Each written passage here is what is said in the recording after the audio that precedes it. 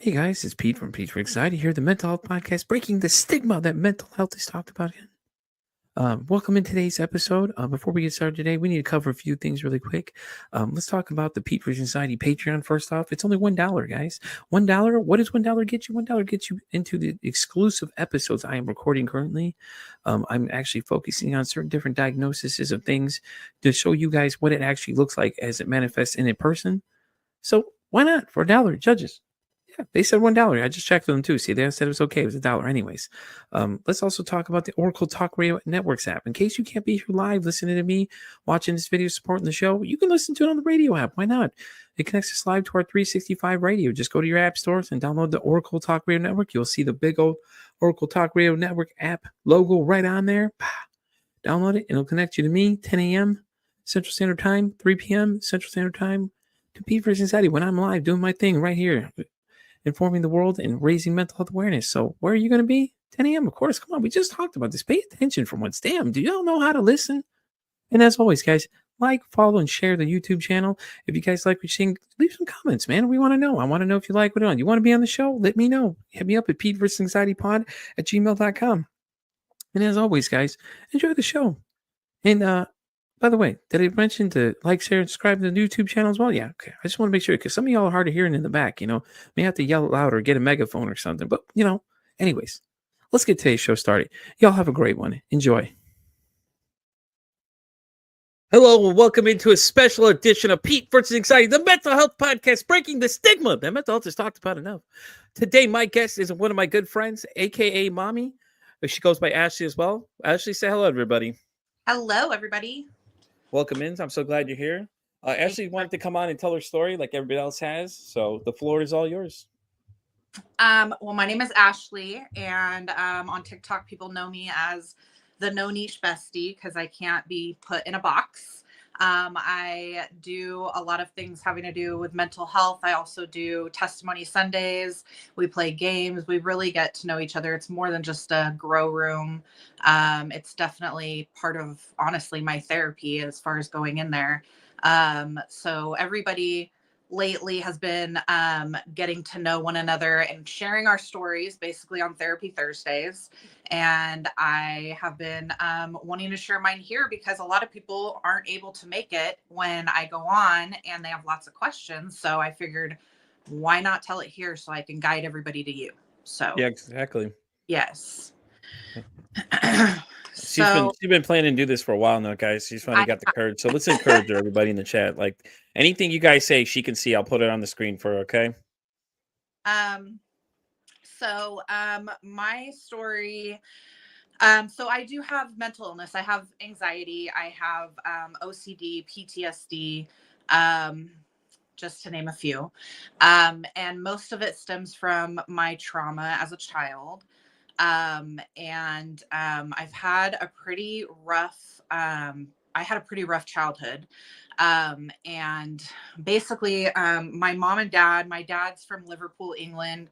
My mom is from Greece, and they met and decided to try to come to the USA to start a life here in America. So I have a brother. He's about 12 years older than me. And we all moved here. We stayed here. We stayed here for a little bit. Things were rocky with them. And of course, I don't remember any of this because I was super little. So most of this has been told to me either by my dad or my cousins, uncles, family, which is also hard because, you feel like there's a piece of your identity missing. You don't really know what happened, which I know most of us don't remember what happened when we're 2 or 3 or, but I do notice that I don't know a lot of what happened. I don't remember a whole lot. Like if I had to remember my earliest memory, I would say I was probably 7, 8, maybe 8. So a lot of it is just chunks missing everywhere. But I basically, when we came here, my mom and dad decided to split up. And so I moved with my mom to the UK, and my dad stayed here with my brother.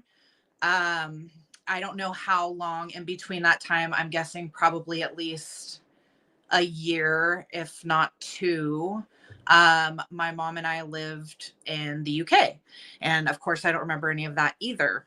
But I do, my dad has told me the story that things were the reason there was reasons that they split up, and now I have to remember that I wasn't there, so I can't really always talk for someone else's relationship. And I don't, you like, you get two stories, and it's not my business really in the end, so I basically ended up there with her, and my dad had found out from my mom's brothers that things were not going very well over there, that she had moved on basically. She had she we had a smaller house. We only had one bedroom in it, so we were all sharing a bedroom, and it was obviously enough for my uncles to think it was a bad situation to tell my dad. So my dad and brother, um my brother stayed with my uncle and aunt, and my dad came and basically rescued me. He basically took me from the UK without, I mean, they didn't have any kind of court anything, like it was just their agreement. And so he basically went to the UK and took me out of the situation. He shaved his head, he shaved his beard, he pretty much went undercover, jumped trains, met up with my uncle on a ship and dropped me off with my uncle. And it was just this crazy ride to get me back here. So, and I don't remember any of that. I just remember the stories that have been told to me by my uncles and my dad.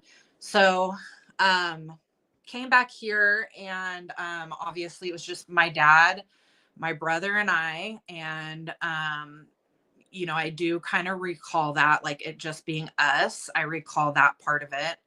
And then when I was probably about 5, my maybe 6, my dad started seeing my stepmom. My stepmom was honestly, like, the wicked stepmother of the world. She did all the things that a stepmother shouldn't do. Yeah. uh, you know I was pretty much at her disposal because my dad had his own business. He was very successful. He built conveyors for some of the larger rock companies out here. And so he was gone a lot. He had a lot of travel to do. He was always at work. And I She was, like, to the point where she, would hit me. She would call me names. She would say, like, I will never, amount to nothing. Like, I just, like, was in a form of hell, honestly. And going to school was, like, my absolute favorite because I knew that I was away from her. And um I don't know why, but it always just, like, was this big secret. Like, I know many people knew what was going on behind the scenes, but nobody said anything about it back then. And I know there's been a lot of people that have asked me, like, why didn't you just leave, or why didn't you, tell your dad? And honestly, so my dad to me is like my rock. He's my hero. I mean, he pretty much stole me, So he's not somebody that I want to ever hurt. He's not somebody that it was almost like in my head, I was like, if I just put up with it and I deal with it, then maybe eventually, like, I can just get out of, 18 years old, just give myself up to whatever's happening until that happens, because I don't want to hurt him. I don't want, it was almost like embarrassing. So I didn't want to really bring it up to anybody, honestly, but I was, I was so young that I shouldn't have been having to make big decisions like that at that age. I think it was You know, beyond big decisions, honestly, just to say something right there, the yeah, fact that you felt ashamed to say something to him and tell him that, hey, this is going on. It's just it's perplexing, I'm sure, to everybody else outside of the situation except for you, because you know what I mean? Like having to explain that to other people, they're probably thinking, Jesus, why don't you just say something if this person's doing these things? And sometimes people are too scared to say stuff, and it's just hard. I honestly remember sitting there thinking, like, I'm just going to tell the police or I'm going to go to my teacher today and say something. But then I'd think about the consequences and think, like, no, I just don't want to do that. I don't want to ruffle any Yeah. feathers. I don't want to bring it up. And like I told this story in my live. And one of the things that I brought up was that, there were very few, there was more bad times than good times, but there were good times also. And enough to the, because I never knew what a mom was, you know what Yeah. I mean? Like I don't Yeah. remember my mom, and then I got my stepmom, and it's like I don't even know what that is. So her showing love in such a, different situations, and also being that way, it was like I still, like, I tell people it's kind of like the Gypsy Rose situation, where like I still depended on her, and even though she treated me like she did, I still had love for her, Yeah. because that was like all I knew. So I mean, even when I was seeing my therapist, she literally asked me, like, what is a mom to you? And I'm like, I don't know. Yeah. Like, I never had that. So I didn't really, maybe it was because I didn't really know it was wrong at the time. I don't know. It's just the way that I knew she still loved me also.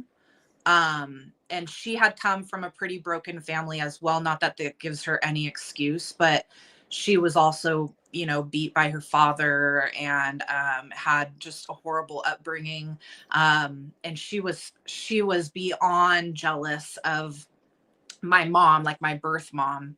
And so it made it really hard when I was younger to eventually my birth mom did come around and start calling me on holidays and sending me presents in the mail and things like that. But anytime I'd talk to my birth mom, I'd always feel like nervous about what my stepmom was going to say or Yeah. do.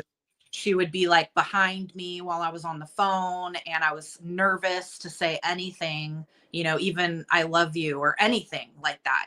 So I always kept it like very just, I honestly never really got to know my birth mom because of it. And so it definitely pushed that relationship kind of out the door. And I just going through school and stuff, I did, like, I just felt like super alone, like, because I didn't tell my friends, I didn't tell anybody, it was just me. Yeah. And so I remember a couple times, like, her actually like leaving a mark on me. And then she would tell me, like, you better not tell your dad, we're going to go with this story and things like that. And basically, like, making up a story of why that happened. And a part of me on the inside thinks, like, I know that my dad semi knew, he had to have, because she was, so they used to drink a lot, alcohol was super big. And they would argue, and my dad's a happy guy when he's drinking. He's an Englishman, so he's usually singing if he's drinking. It's just like he doesn't get in that mood. But something in her, it was like it triggered her, but it triggered her at a certain stage of her drinking that night. So in my eyes, as a child, I remember feeling like she's nicer when she drinks, but then there's a point where she's not nice anymore. Yeah. So I remember, like, literally, like, trying to, because she would try to stop drinking, or like, hey, I'm not going to drink this week. And I remember just like feeling this, like, just sick to my stomach, like, oh God, she's going to be really bad this week. And so Yeah. I almost like try to promote it and be like, oh, you don't have to, that kind of thing. And like try to talk her into doing it, because I knew that she would be a nicer person. and we would be able to all have a nice time. But at some point that would turn off. And, it was usually by the time that, I was in bed, and then she would just be yelling at my dad and throwing plates and, cups and whatever else all around the house. And you just Yeah. hear shatters, And I just remember like sitting in my room as a child, just like pretending to be asleep, like hearing all of that while I was, trying to go to bed. And so I figured, like, if my dad really put two and two together, he knows what kind of person she is. So it was always really hard for me to understand more, when I was growing up. Like, you think like, well, why didn't he stick up for me? Like, why wasn't he telling her like, no, this isn't going to happen, And Yeah. so that's also questionable too. And like I said, it was always like a big secret, so nobody ever really talked about it. And now that I'm older, like, I wish, like, my dad passed away about 7 years ago, but I wish that he was still here, because at this point I would definitely talk to him, Yeah. whereas that point I just wasn't there. I was just dealing with so much that I couldn't even think about anything else besides getting out of there. Yeah. uh, so my brother, being that he was older than me, by the time she came into our lives, he was basically not even in the house anymore. He had already moved out. He didn't get to see all this stuff, which honestly, I feel like that also is a reason why my brother and I aren't really on the same page about things. Like, he doesn't really know what happened back then. It's Yeah. never been talked about. He, I'm sure, was very influenced in a different way when they got a divorce, because he was older than I was. Yeah. So he holds a lot of like hate, about the situation, definitely in his heart about it, where I've started realizing that, like, I have to heal from this.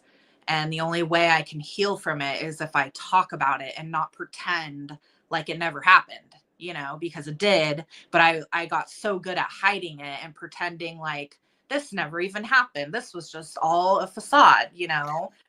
Question for you though. Is it that you were better at hiding it or somebody just didn't want to ask you about it?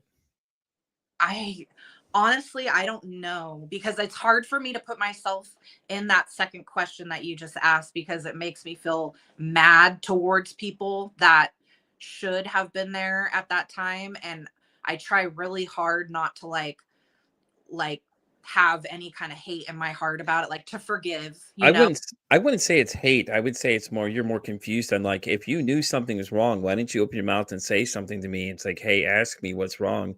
And I Yeah, think to answer that question for you, so a lot of people are afraid to get involved in that kind of stuff because A, they don't know how to handle the situation, or B, if it gets out of hand, what do they do next? And it's like, what if it got to the extreme side where like they were putting you in the hospital type thing from her hitting you and all this other stuff, and then her drinking on top of it obviously didn't help either, because now you're adding another element to the party now, just alcohol, which turns people to completely belligerent at a certain point. As you said, when your dad and her would fight all the time and and things like yeah, that. So I could get that you don't want to be mad, but at the same time, I don't think you can be mad at them. I mean, you put when you people get put in that situation, it's tough, man. People don't know what to say, that kind of thing. You know what I mean? And yeah, and it's hard, man. My mom beat the hell out of me too when I was a kid, man. My mom stomped the shit out of me.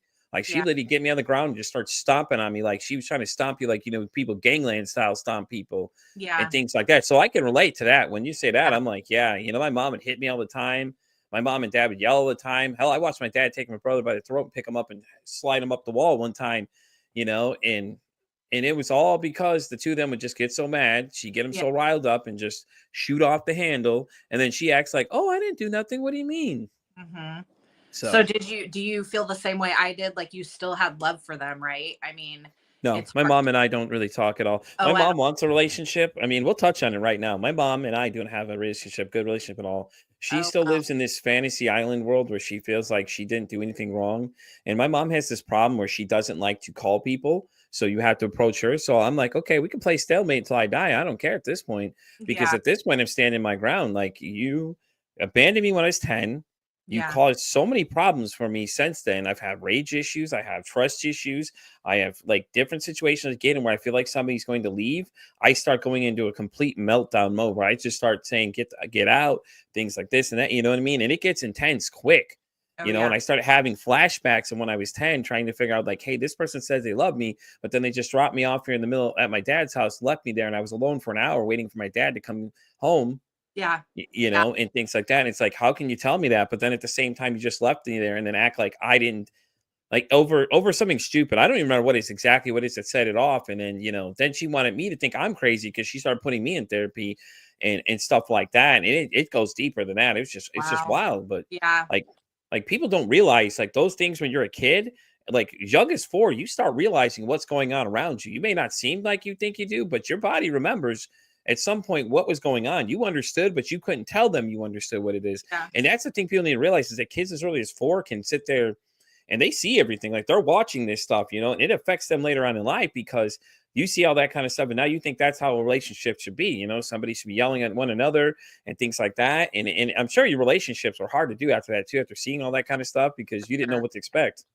Well, like you said, like I was always nervous that someone's going to leave me. You know, Hmm. I'm always thinking completely opposite. Like if somebody doesn't tell me that they love me all the time, then I'm second guessing things. I'm thinking Yeah. that Do you do that with your husband now though? Do you have him reassure you a lot of times or are you getting better with it? um no, not really so much anymore. Yeah. But I used to be that way. I would like he would want to go hang out with his friends or something, and I would just feel like this incredible urge, like you can't leave me, and I would just be like so,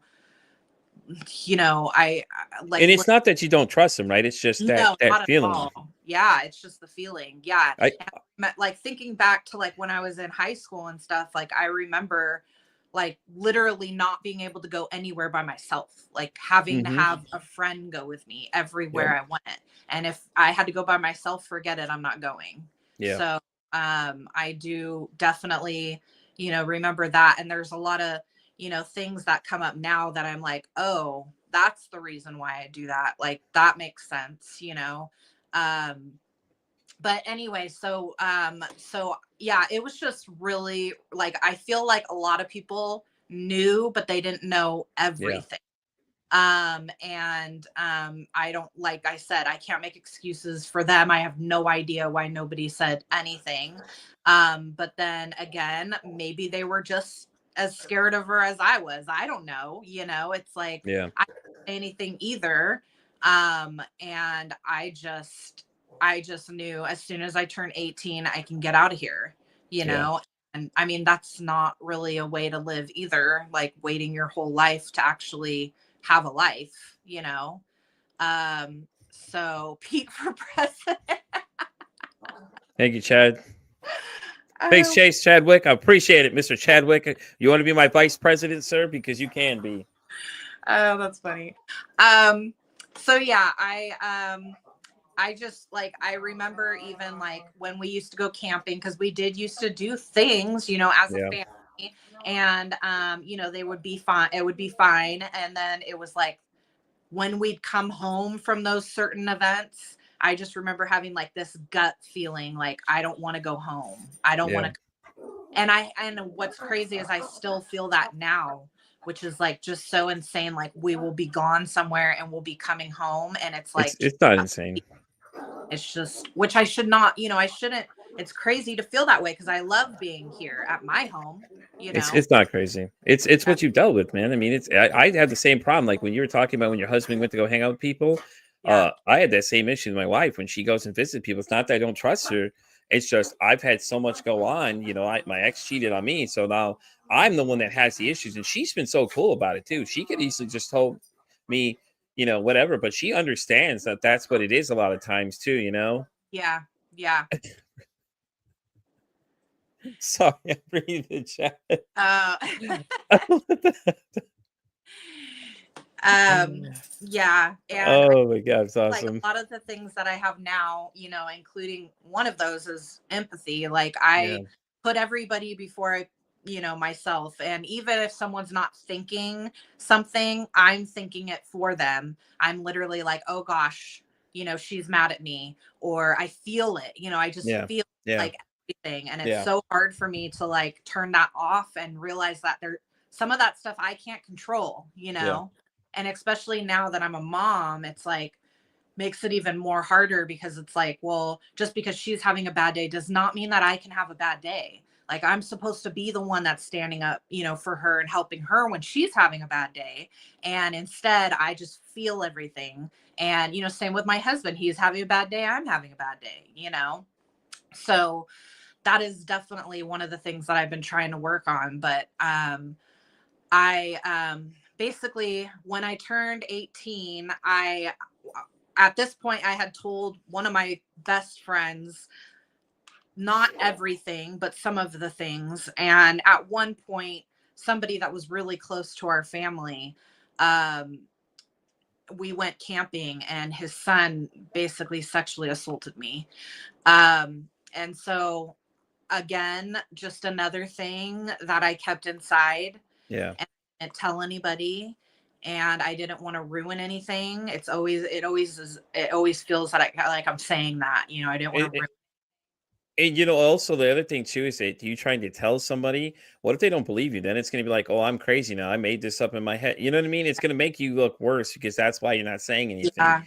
There are even days now, like, because used to go see a therapist, and when I was seeing her, she wanted to get into that, and I'm like, I feel like I've blocked it out so much at this point that it's almost like never happened. Yeah. Like it's like, and that's how most of my childhood life is. It's like basically I have blocked it out where I don't remember it, you know. And then she was talking about, I forgot what the thing was that they do now, but they could like help you walk back through it. Quantum therapy, I think, is one of them. Yes. Quantum healing or something like that, I believe it is. Yeah.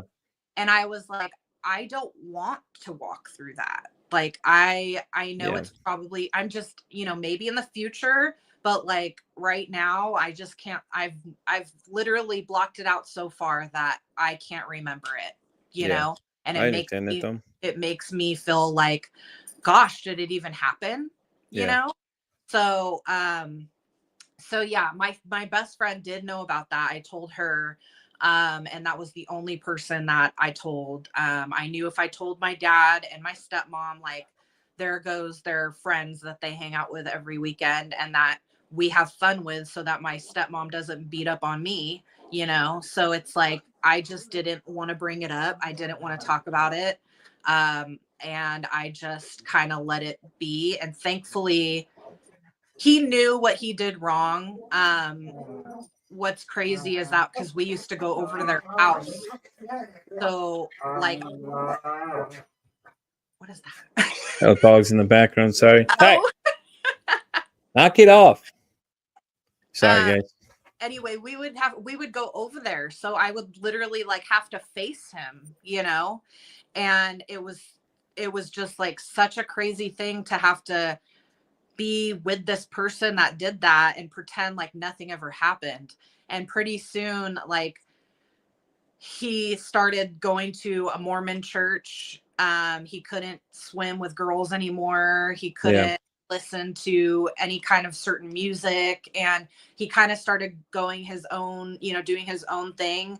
And, you know, I never talked to him when that happened. I mean, I don't know if that was because he knew inside that he had done something wrong, and he slowly just kind of disappeared out of the equation. He had his dad and his stepmom, so he just kind of like went back to his mom, his birth mom, and like just kind of not came around as often anymore, and I wouldn't see him anymore, which was obviously easier on me. So yeah, my friend knew about it, and I basically told her, like, once I turn 18, I have to get out of here. Like, I don't know where I'm gonna go.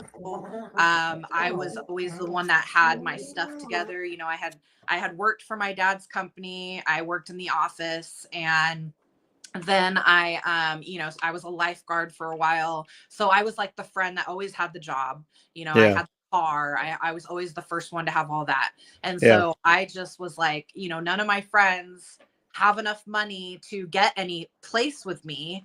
So the second that I could, I looked on I think it was Craigslist, or maybe it might have been the newspaper. I can't remember. I think it was the newspaper. Anyway, there was a lady that was renting out a room, but of course I knew that if I told my dad, hey, I'm gonna move, he's gonna say, well, who are you moving with? Who you moving in with? And I can't say a complete stranger, so I had to come up with this whole story. I basically told my friend at the time, I'm like, you're gonna pretend like this person is your aunt, and I'm gonna be moving in with your aunt, and that's what we're going to go off of. And so basically we did. I moved in with a complete stranger, which was, way better than where I was at the time. So I didn't care. But at the same time, it was like, I still felt like controlled by her. I Yeah. still felt like, even though I didn't live with her, she had complete control over me, so she would like call me, and we haven't gotten to go to dinner in a while. Can you come over? And things like that. And I would just feel like if I said no, then she, gonna get mad. Like, not that she could do anything to me anymore. It was just that weird feeling that I would get. That I Yeah, was, those flashbacks you get. Yeah. yeah. And so I was just like, yeah, I'll come. And eventually, my dad, being that they were living alone at this point, I'm sure she started talking to him just as worse as she was talking to me, and taking it all out on him now because I wasn't around anymore. So there were, many times where he would call me and be like, we're done, we're not, like, this is not happen. And I'm like, okay. And so then, like, 2 weeks later, they're back together again, and they did this whole thing for a while, back and forth. And she your dog. What is Yeah. he doing? There's two of them over there, actually. They're both fighting right now currently. This is the second time that they've done it. They did it during another interview I was doing. She was like, the person that I was interviewing was like, I thought that was my dogs. They're making noises over here too. And I'm like, oh, okay. So anyway, they went back and forth. They were drinking more. It got Oh worse. God, no. Yeah. And so there were lots of times where she would, call the police on my dad. My dad would end up spending the night in jail. It just got really bad. When it was just them two, it got really bad. Yeah. And eventually my dad found out that the whole time that she was working for him, that she was actually not paying any of the payroll taxes. And so, yeah. So he had gotten a letter basically like saying, like, this is what's owed. And he was just like beside himself. Like, what? I thought you were taking care of this. I wasn't there for that conversation. I have no idea how that went. But I know that they had to get rid of their house. They couldn't be there anymore. Yeah. So my dad and her ended up being camp hosts at a Elks Lodge. Yeah. And basically living there in their trailer, which their trailer was nice. It had like the push out and everything on it. And they lived there, which almost was worse because you can walk like 15 feet and go to the bar, right? So it was like, that's where they were at, which, kind of broke the family up, honestly, because, we just saw it kind of just falling, just, collapsing. And we're like, what is happening? So eventually, they broke it off. I feel like my dad was just as much controlled by her as I was controlled by her, because, he continued even when they broke it off. They didn't want to get a divorce. They just wanted to go their separate ways. And he sounds like teenage love these days. It's like every 2 minutes. Well, I'm not talking to him right now. But okay, we're back together again. I'm not talking to him again. It's like that. It really was. And so they went their separate ways, and basically he paid her rent wherever she was staying. He just kept paying her rent for her. And he, like, by this time, he's getting older. He's not like working as much, so he's struggling, hard. So basically, bottom line, they ended up breaking it off. And what I forgot to mention was that my stepmom. So my stepmom did come to see me one time when I was growing up, and I was probably about 10 or maybe 12, 10 to 12. And she came, but of course, again, my stepmom was there. So like I couldn't have any kind of conversation with her that even really mattered. It was just very basic stuff. Yeah. Um, she, the next time that she came was right after I had my daughter. So I was probably that was probably 10, 11 years ago. Yeah. And that was the first time I had seen her like as an adult, and be able to like make my own choice and like actually talk to her about whatever I wanted to talk to her about, Yeah. without anybody around. And, it's so hard because like we've been struggling to have like some sort of relationship, but it's like the past just completely destroyed it. Yeah. And we really are trying to move forward. But then it's hard for me because it's like I was told certain things about her by my dad. And then now that her and I are trying, she's telling me certain things that happen that maybe I have never heard. And so it really like puts me in a really hard spot because it's like, well, my dad's my hero. And if I find out my dad lied to me in any way, like it's almost like I have this fence up where it's like I'd rather not hear than hear Yeah. because like he was my everything. Like when he passed away, I was not sure how I was going to even move on, And so I'm like, how would I be able to hear something that she is claiming is not real or right? And then what? It could almost make things worse, Yeah. Yeah. And Because so, it's hard when your parents do that. Because mine did that when we were younger. They would talk bad about each other. Oh, mhm, your dad this or your dad that, and a yeah, lot of times it was her, not yeah, him. And and it's hard when you're stuck in the middle between the two of them. And then when she decided to do what she did, then it was like, okay, well, fuck you, I'm out now. I don't care anymore. And she got mad because I didn't want to come home after a few weeks. So she was like, oh no, now you can come home now, because she realized she wouldn't get child support me. So she was all mad. And I was like, no, I'm done. I'm done. I'm not coming yeah, back. And then that's what she do. Bad about, oh, your dad this, your dad that. And when she was doing even things worse than he was, it's like they both were equally bad in the party situation of what they right, both were doing. They were both being unfaithful at some point. right, Okay. But yeah. this woman was leaving us alone at home at night to go out to a bar to meet the guy she's with now still. Oh my And then gosh. acts like she didn't do anything wrong. It's like you got 3 kids alone by themselves in the Yeah, house to go meet some dude randomly in the middle of the night while my dad's at work working, yeah, and at the same time he was doing it to no good as well. And it's just like, yeah, yeah. I mean, it's hard for me to like fix that because there's so much. It's like at this point, I can't hear anything that she has to say because my dad can't defend himself. I can't go and talk to my dad and say, hey, this story sounds kind of crazy. She's also saying this happened and this happened. And I've never even heard that. So honestly, then, do you really believe anything she says? I mean, after all this time, she hasn't Honest, been there. honestly, no, because I have thought about this also. I W- have Would thought you? about, Well, second part of the question, really fast. Do you think she's a narcissist though, kind of in some ways, depending on the way she's painting the picture for you? it could be. It could be. And I don't know. It's like, I mean, in my eyes, it's like, I feel like my brother might have some missing pieces too. He was 12. So, Yeah, like, he should have some missing pieces to my story where he could be like, it wasn't all her. You know what I mean? It wasn't yeah, all dad or whatever. yeah, But it's like a part of me doesn't want to know. Part of me is like, yeah. No, I get that completely. yeah, it's like, well, it doesn't really matter because the way that I see it is like now I am a mom and like nothing could ever hold me from my kid, you know? Mm-hmm.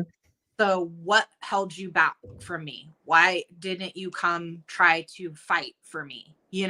Why did that just get completely swept under the rug? Like we've never talked about it, like, but where were you? Mm-hmm. My question, like, was it because you were scared of my stepmom too? I mean, come on, not everybody can blame it on that, you know? So Yeah. like, what in the heck? Why weren't people fighting for me? I was literally basically fighting for myself, Yeah. trying to figure out how I, being this kid, have to figure out how to put up with it until I'm 18 and then find a way out without hurting anybody, Yeah. with painting a picture that nothing's happening and not getting even more hurt than I already was. So Yeah. Yeah. That's the reason why I asked that question, though, because if you think about it, the way she's doing it, she's trying to make herself look like she didn't do anything and it's all him. And a lot of times that's how it works is they're blaming the other people. Oh, it's not me. yeah, I didn't do it. They never accept anything they did. It's yeah, always blaming the other person. Oh, well, he was so bad. He was so bad. This right, and that. right. It's, and you're probably never going to really get the real answer anyways, because, your dad's no longer here to speak on his side. So obviously he's going to be two different opinions, two different sides of that story. And that's the hardest part about it is that, one person will say one thing and another person will say another thing, and it's Yeah, just, it's crazy. yeah, And it's traumatizing to you too, because now it's like, you have this dad you idolize, and mom you're not really sure. Now she comes with these crazy ass stories to try and convince you that, hey, he's not as picture perfect as you want. Instead of leaving it alone and just worrying about building a relationship going yeah, forward, like, hey, I made a mistake. I did, you know what I mean? It is at this right, point she's already done the act. yeah, Understanding why yeah, she did the act, you're probably not going to fit it because my mom's the same way. She'll never yeah, admit she did anything wrong. And at this point, that's the thing that I'm dealing with right now. The current blocking in the wall is that I can't get past that. To me, it's like everybody says, oh, well, you could do this or you could do that. You could write a letter and burn it, and then it'll be, and it's like, but what if that's not enough for me? What if I yeah, want the pure satisfaction to hear her say it, which I'll probably never get because of all these problems she caused all these years. I'm going to be 40 this year, 39 in my years after, no, sorry, 29 after that, because yeah, basically I dealt with all these problems and all these things that happened that cataclysmically just caused issues constantly through my life. Now you want me to forgive this person all in just a letter? It's like, I'm, I think that's the biggest struggle I deal with currently is that I'm trying to figure out how I'm going to be okay with it after it's all said and done mhm, because I don't know if it's ever going to be repairable, honestly. And and it's like it's hard for people to understand that don't go through these problems that you and I have dealt with and things like that. And it's just like I deal with that every time I talk to her. Like every time I talk to her, it's just a awkward conversation between the two of us. And I y- know she appreciates when I call, right.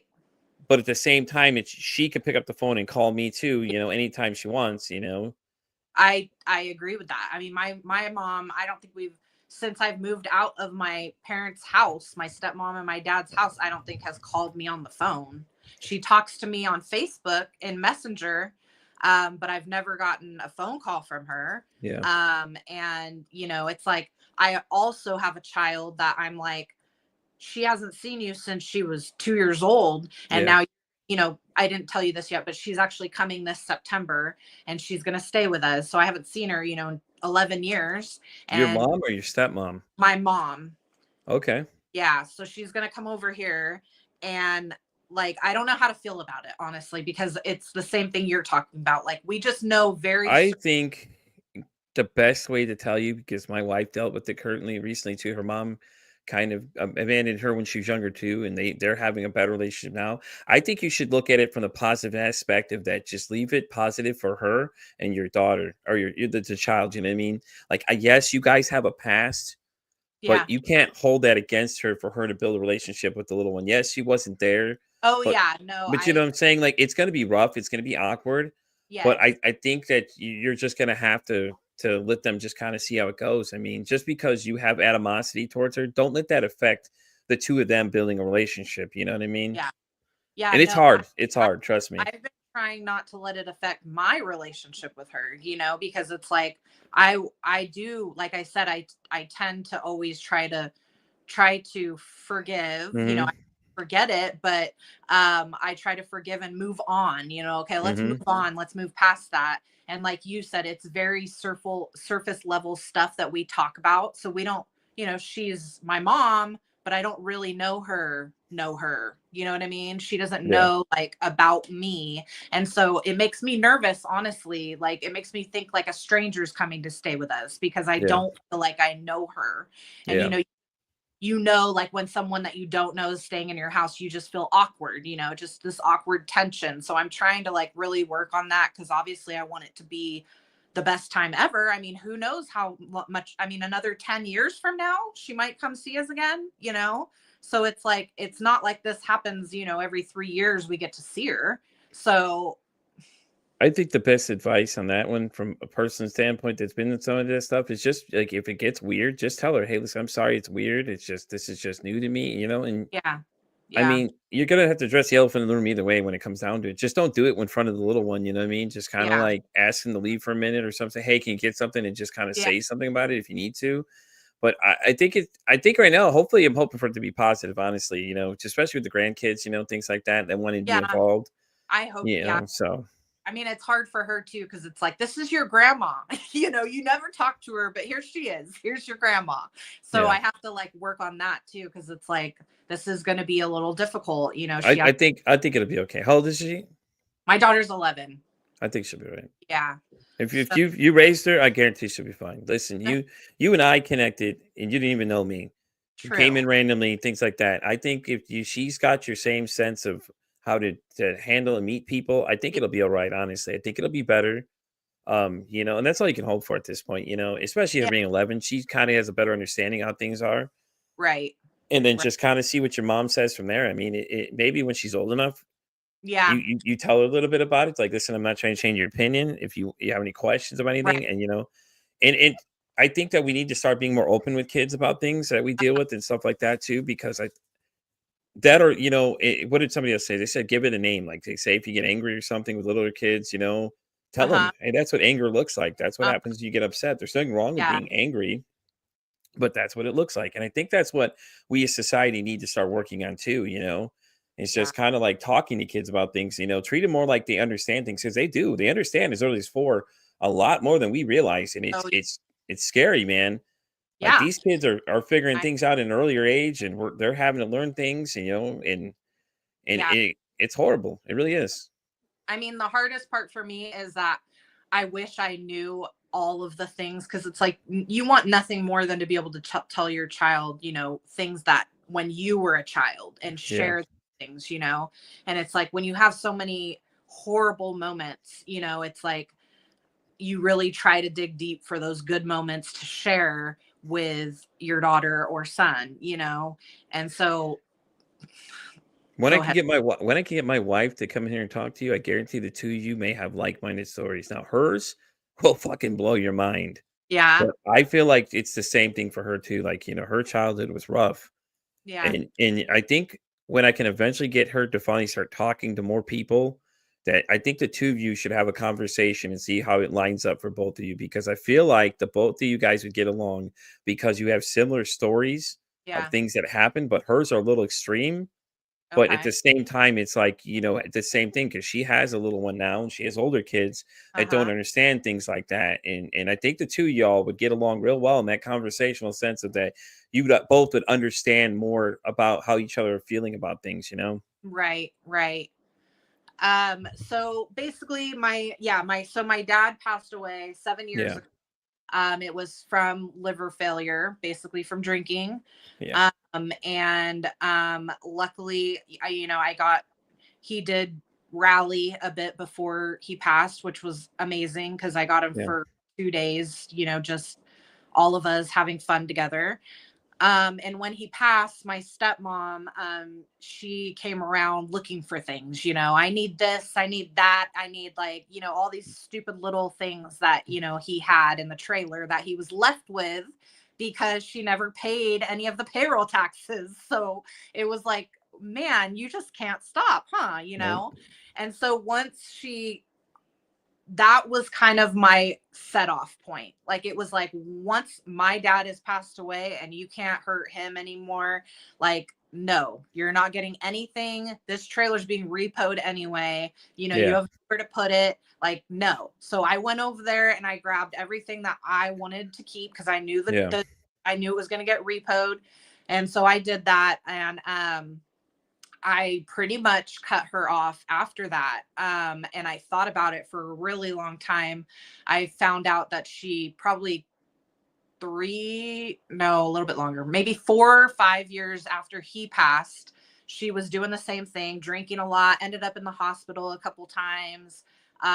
You know, she was living with like numerous like different people everywhere. She had no like one spot she was staying. And her daughter, because she did have other kids that are so I have two step brothers and a step sister, but they're all much older than me. They're by at least 20 years. Yeah. So they weren't even really, I mean, besides my nieces coming from my stepbrother Ryan, that's one of my besides them, I never got to like live in the house with them. So I was always under the impression that she only treated me like this because I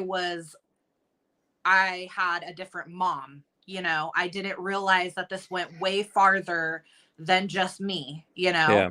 and because none of my stepbrothers and sisters talked to me about it, I didn't know that this kind of stuff had been happening to them as well. And I don't know to what extent. I just know when I had mentioned it on my live, my niece had said that, her dad had suffered from cigarette burns on his arms and they were still there. And I just broke down when she said that because I was like, I was not aware that this was happening to anyone else but me. Yeah. And not that it makes it any better, or makes it any worse. Like, I don't know how to look at that, like, of course, I think it makes it better because now you know that you're not alone. It wasn't just yeah, you that was being tormented; it was everyone else too. And I think that may be the thing that brings you all together is the fact that you all had to deal with this problem.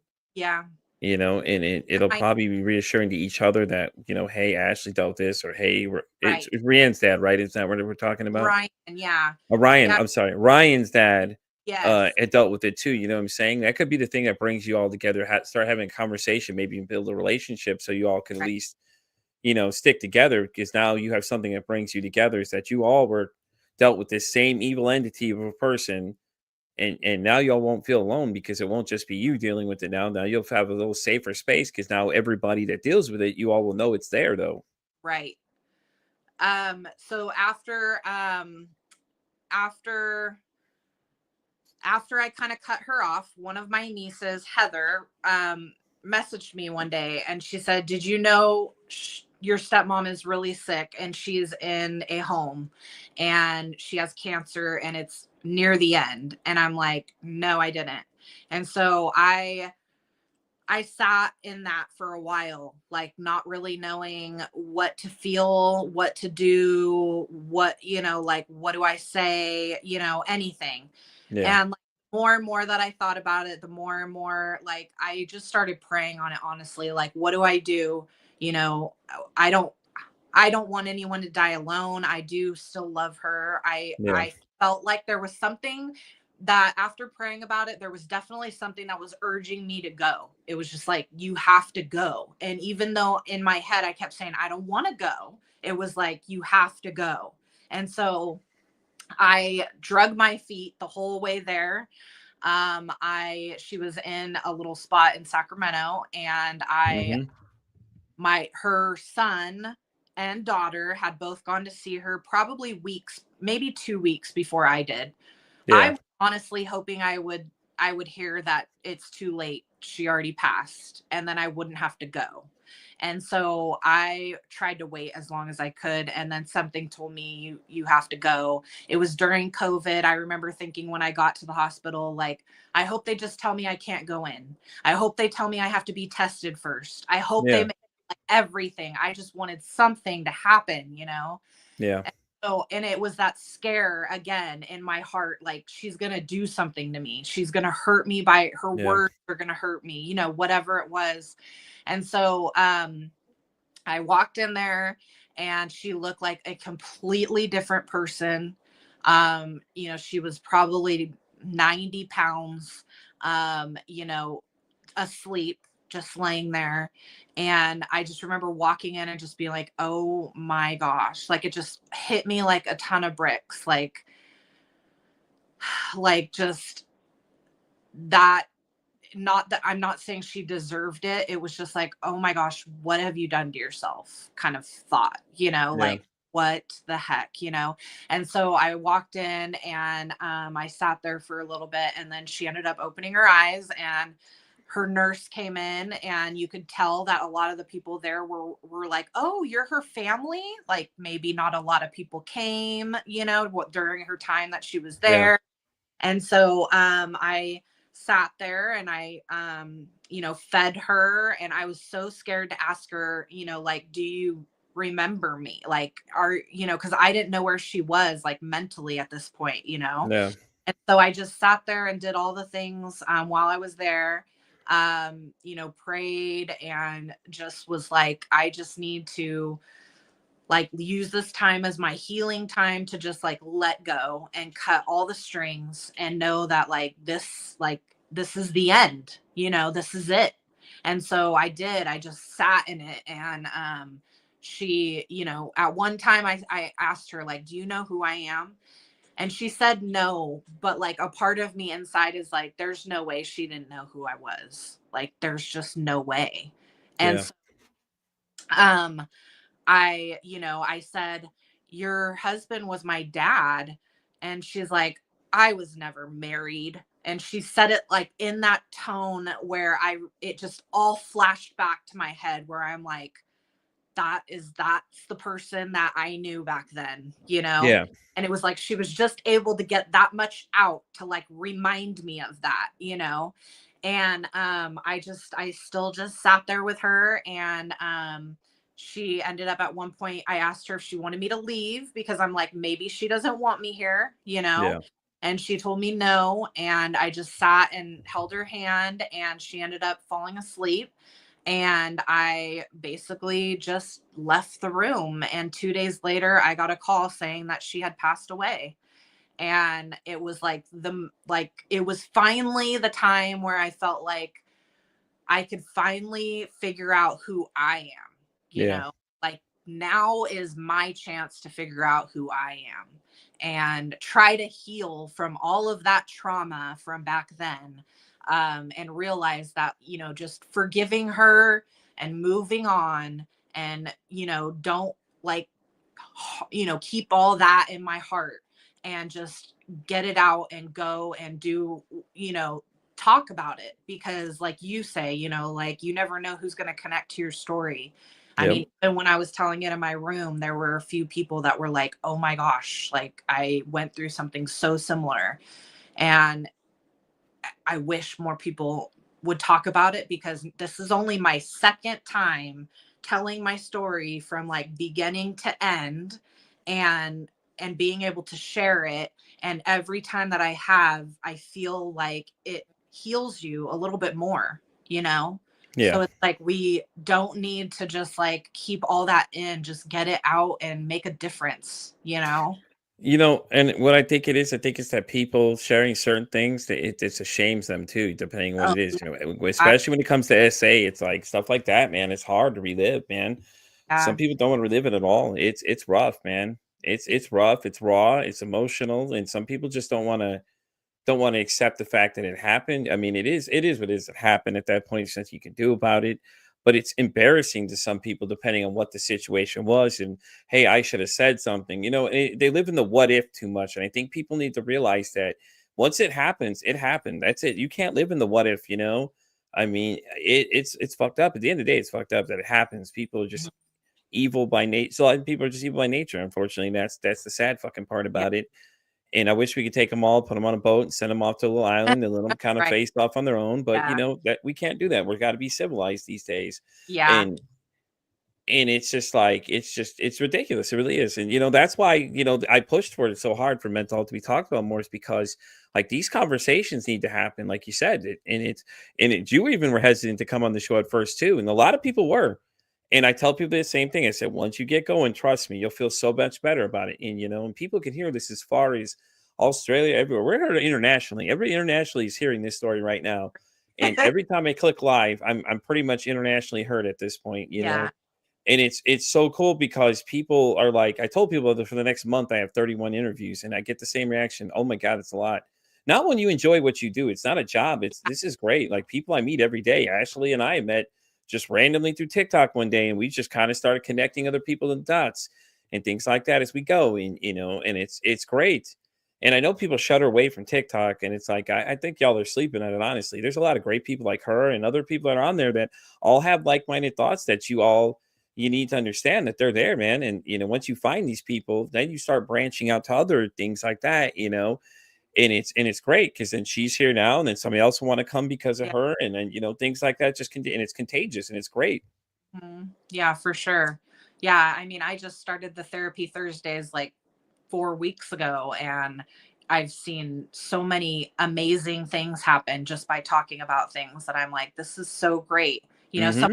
like, oh my gosh, can I get your number? I want to call you. Or hey, I'll message you later. And I'm like, oh my gosh, this is exactly what I wanted.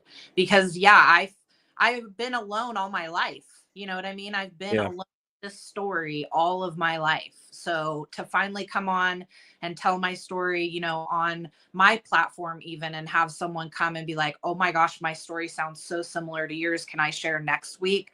Like hearing that story for me, I was just like, oh my gosh, like I'm Hmm.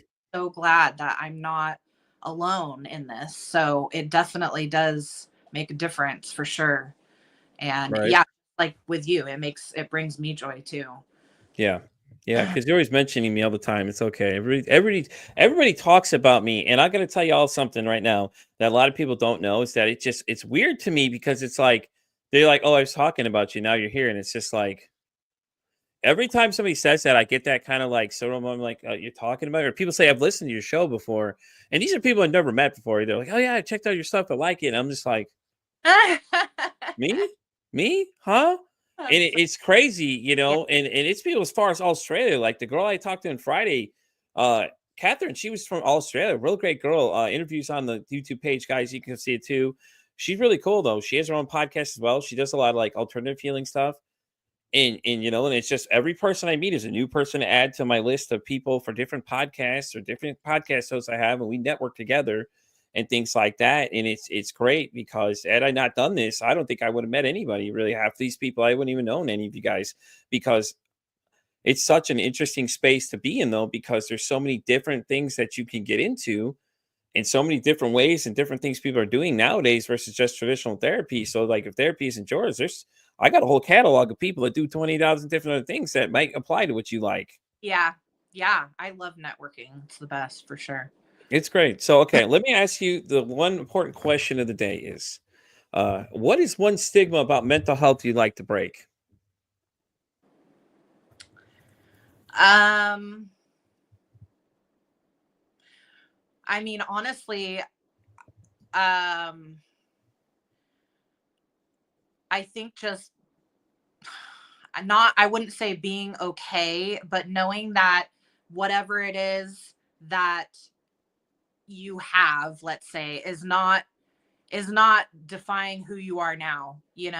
It like the whole, like, I have anxiety, I have OCD, I have PTSD, all these things that I'm saying. It's like, okay, but that doesn't make me me. Like, there's way more to me than just that. So I feel like a lot of people focus in on those words, and they just think like, oh, I don't want to talk about it, that's embarrassing, like you said. So I think just that, I think honestly it would be great if everybody would just. Everybody that's listening right now, I challenge you all to go to my TikTok page and find the video where that exact statement is made, where I tell you that you need to own your diagnosis, not let it be you. And what I said in the video was these exact words is that it doesn't define you as a person. Don't let it define you. Like, I deal with anxiety. Anxiety isn't me, Yeah. and I want you guys to give me your video responses. There's another one up there too. And as we get ready to start closing out, I know Ashley knows it too. She's already seen it, but I was on a podcast called Humanity 2.0.